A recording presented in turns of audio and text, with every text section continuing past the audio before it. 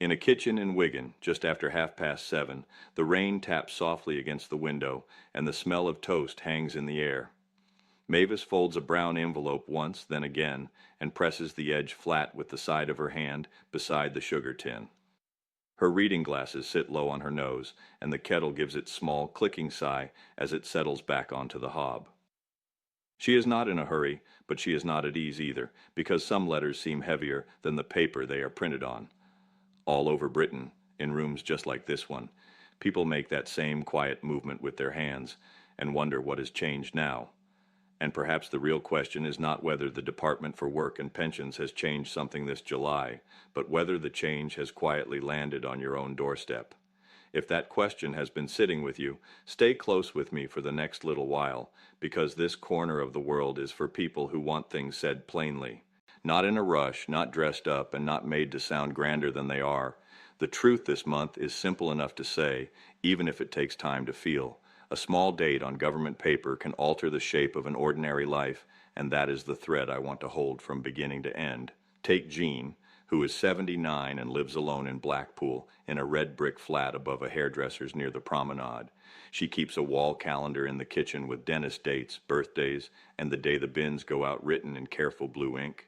Her late husband handled most forms when he was alive, and after he died, she carried on by instinct, paying the gas, watching the meter, never asking for fuss. This spring she saw that the state pension had gone up again, and she told herself that was that, because she had always believed help arrived on its own, if you were meant to have it. But one damp Tuesday in July, with a mug cooling beside her elbow, she learned that belief can leave a person standing outside their own front door. Jean had been getting by on a modest pension and a little widow's income, counting every shop and every direct debit, and thinking scarcity was simply part of widowhood. What she had not understood was that pension credit is separate from the state pension, and that even people with some savings or a home may still qualify. She had not realized either that if her health had worsened enough to need help with washing, dressing, or staying safe, attendance allowance might matter too. When she finally spoke to someone who explained it plainly, the turning point was not excitement, but a kind of grief, because she saw how many careful months had been harder than they needed to be. The domestic detail that stayed with her was not the letter itself, but the untouched packet of rich tea biscuits on the table, because worry had made even tea feel like work. I pause over jam because this is where July becomes real for people born in the 1940s and early 1950s. The full new state pension is now £241 and 30 pence a week, while the full basic state pension is £184 and 90 pence. And those are not small figures in an older household. Pension credit's standard minimum guarantee now stands at £238 a week for a single person and £363 and 25 pence for a couple, which can open the door to other support as well.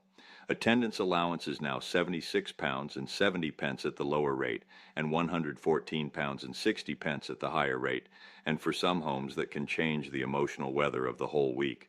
So the first change is not only the money itself, but the quiet discovery that an older person may have been standing one claim away from relief.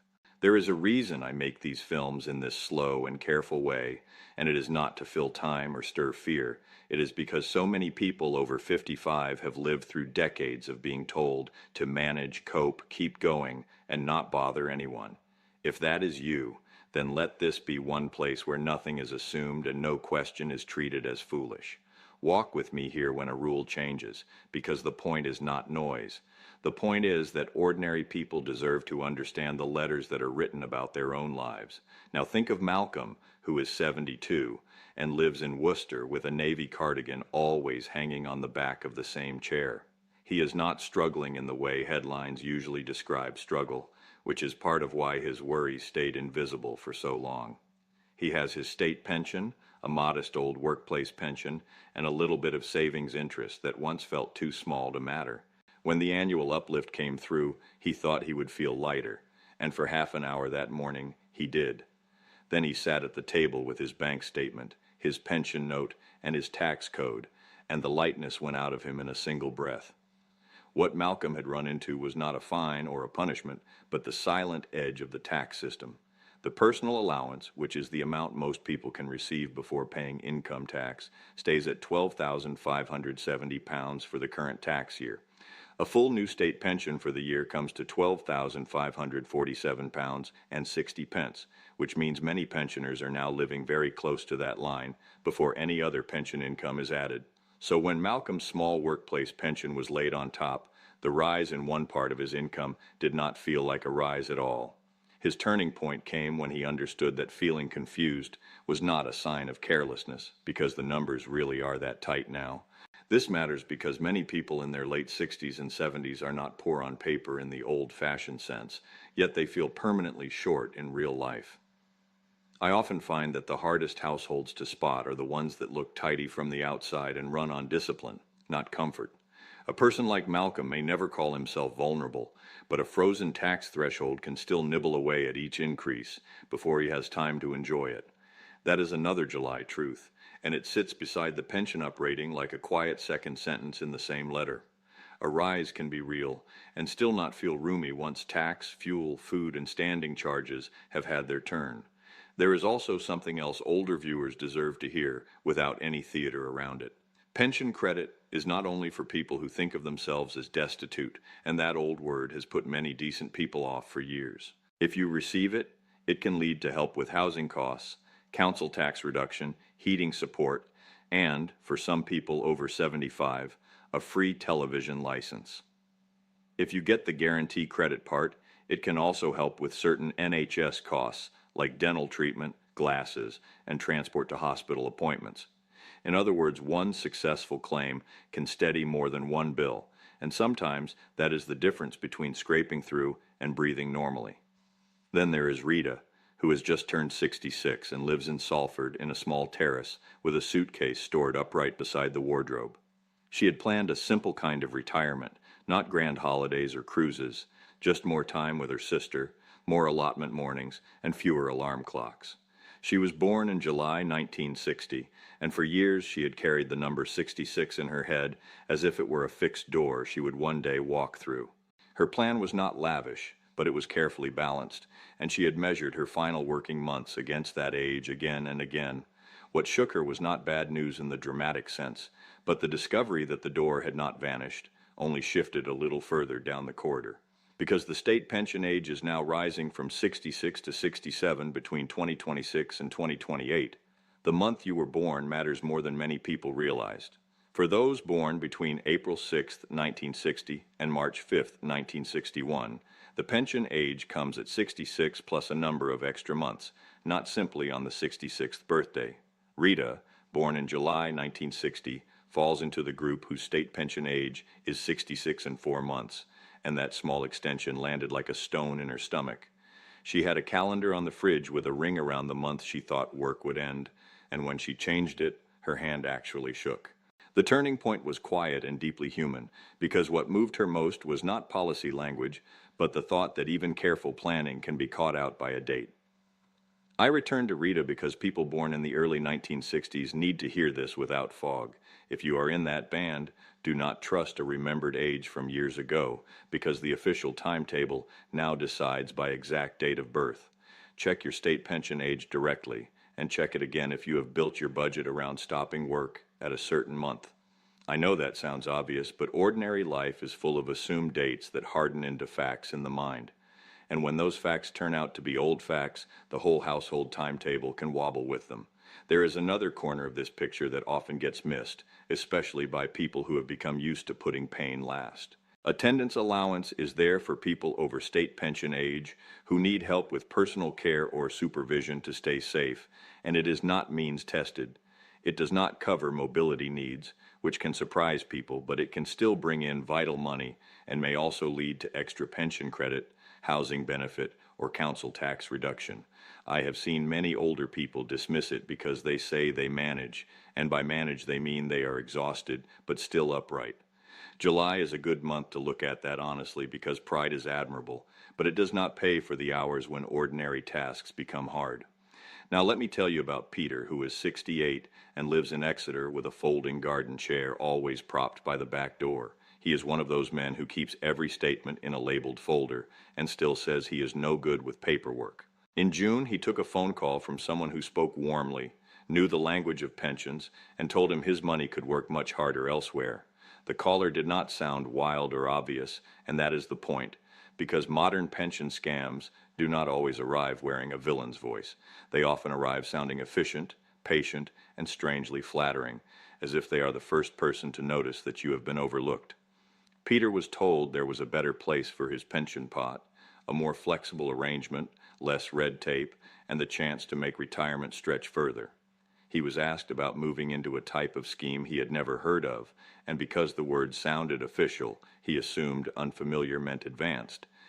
But his daughter came round that evening, saw the notes beside the cordless phone, and asked one plain question he had not asked himself. What exactly is the link between you and the scheme they want you to transfer into? That was the turning point because it snapped the spell, and Peter suddenly heard the whole conversation not as help, but as pressure. That story matters more this summer because the government has just announced fresh plans to crack down on pension scams. One focus is on stopping suspicious transfers into certain small self-administered schemes where there is no clear link between the saver and the scheme itself. The detail may sound technical, but the human meaning is simple enough. If somebody is urging you to move pension money fast into something you do not really understand, then confusion is not a small issue, but a warning bell. I would rather sound cautious 10 times than watch one careful person lose a lifetime savings to someone skilled in borrowed trust. There is also the wider shape of support around winter, and it matters now because July is when many people begin counting forward rather than looking back. For payments later in the year, the government has said pensioners in England and Wales with income of £35,000 a year or below will receive winter fuel payment. That payment is £200 per household, or £300 where somebody in the household is aged 80 or over, and those above the threshold are due to have it recovered through tax. So again, we are back with dates, thresholds, and quiet administration rather than one dramatic knock at the door. The rules that matter most in later life are often the ones that arrive looking ordinary, and this is where the title of a video can sound louder than the lived truth. The July changes for pensioners born in the 1940s, 50s, and 60s are not one single thunderclap. They are a cluster of small official movements that touch different generations in different ways. A higher weekly figure here, a delayed pension age there, a tax line held still, a benefit overlooked, a scam blocked. What joins them together is that each one reaches the kitchen table before it reaches the history books. That is why I keep returning to the same central thought, that a small date on paper can alter the shape of an ordinary life. If these words have been steady company for you, keep a place for this work in your week. I try to make these conversations like a lamp left on in the hall, not bright enough to dazzle, but bright enough to help someone find the next step. There are thousands of older people in Britain carrying questions they have never had the right moment to ask. If you are one of them, come back when the next letter lands or the next rule shifts. No fuss, no performance, only a door kept open and the facts laid out carefully on the table. There is one more group I do not want to leave behind, and that is the oldest pensioners of all, the ones whose systems were built under older rules. A man born before April 6, 1951, or a woman born before April 6, 1953, may still have additional state pension on top of the basic pension. Someone aged 80 or over with little or no basic state pension may also qualify for the over 80s pension, which is now £110 and 75 pence a week. These details can sound dusty, almost historical, until you remember there are real people living inside them right now. A widow in Carlisle, a brother in Torquay, an aunt in Newport, all carrying one set of rules while their neighbors live under another. So if you were born in the 1940s, the change may be less about waiting for pension age and more about checking what has attached itself to the pension you already get. If you were born in the 1950s, the issue may be whether higher payments have shifted tax, benefits, or winter support in ways you have not noticed yet. If you were born in the early 1960s, the most important date may still be ahead of you, and the exact month now matters. I say that not to crowd your mind, but to clear it. There is usually one useful check that matters more than 20 anxious guesses, and July is a good time to make it. By the close of all this, I keep seeing the same picture in my mind. It is a kitchen window steamed up on a cool morning, with the world outside still there but blurred until somebody wipes a small clear patch with their sleeve. Nothing outside has changed because of that single movement, and yet everything becomes easier to read once the glass clears. That is what these pension and benefit rules are like for so many people. The money, the age, the allowance, the warning signs, they are already there, but understanding makes the whole view less lonely. And if, while listening, one person has been quietly in your mind, perhaps a parent, a neighbor, a friend, or a brother or sister, send this on to them. Not as a grand gesture, and not because they should have known already. Send it the way you might pass over a useful phone number or write down the name of a good local chemist. A small kindness between two people can travel further than any slogan. Sometimes being helpful is nothing more dramatic than saying, have a look at this when you have a quiet 10 minutes. In the end, that is all I want this July message to do. Not frighten you, not flood you, only help you notice which small official line might be leaning against your own life right now. A later pension age, a missed benefit, a tax threshold held in place, or a scam dressed up as help can each feel private when they first appear, but they are not private failings. They are part of the way ordinary lives are shaped, often quietly, by rules written far from the kettle and the window and the kitchen table. So if a brown envelope has been sitting unopened, or a date has been living in your head for years, or a payment has never quite made sense, let that be seen plainly. The important things are often not the loud things. They are the small lines, the exact months, the modest sums, and the moments when someone finally understands what those mean in the life they are actually living. And once that understanding arrives, even quietly, the room itself can seem to settle. Not because everything is easy, but because what is true has finally come into view.